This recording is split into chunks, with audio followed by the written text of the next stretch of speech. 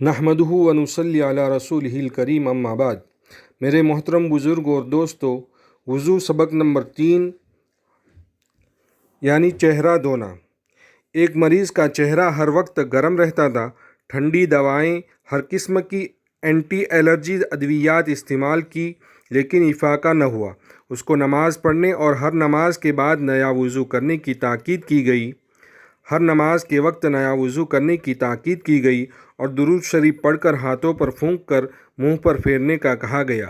مریض حیرت انگیز طریقے سے جلد تندرست ہو گیا۔ چہرے کا دھونا بے شمار امراض سے محفوظ رکھتا ہے جو مندرجہ ذیل ہے۔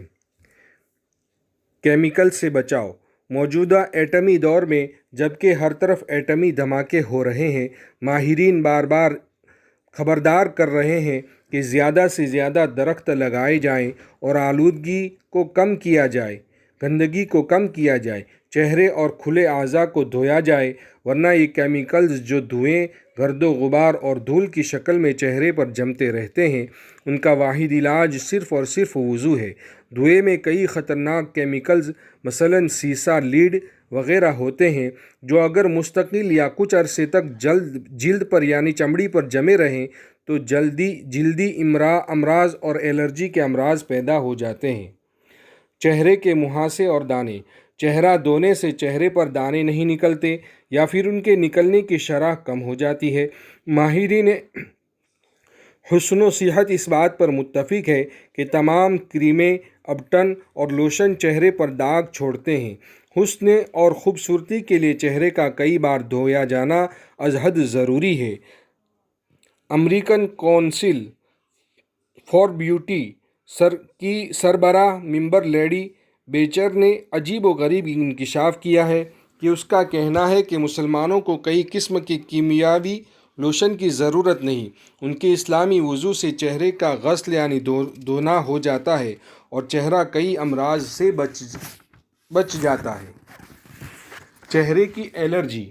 چہرے کی الرجی کے مریض اگر چہرے کو وضو کے وقت اچھی طرح دھوئیں تو الرجی کے نقصانات کم ہو جاتے ہیں۔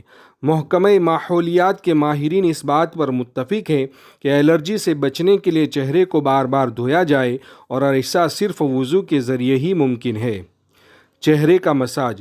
جب ہم وضو کے لیے چہرہ دھوتے ہیں تو 3 دفعہ چہرہ دھونے کا حکم ہے، تو اس کیفیت میں جب نمازی چہرہ دھوتا ہے تو اس کا ہاتھوں سے چہرے کا مساج ہو جاتا ہے اور دوران خون چہرے کی طرف رواں ہو جاتا ہے۔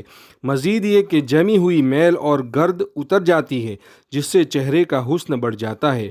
چہرے کو 3 بار دھونے کی حکمت یہ ہے کہ پہلے چہرے پر پانی ڈال کر میل نرم کریں، دوسرے پانی سے اس کی میل اترے گی اور تیسرے پانی سے چہرہ دھل کر صاف و شفاف ہو جائے گا۔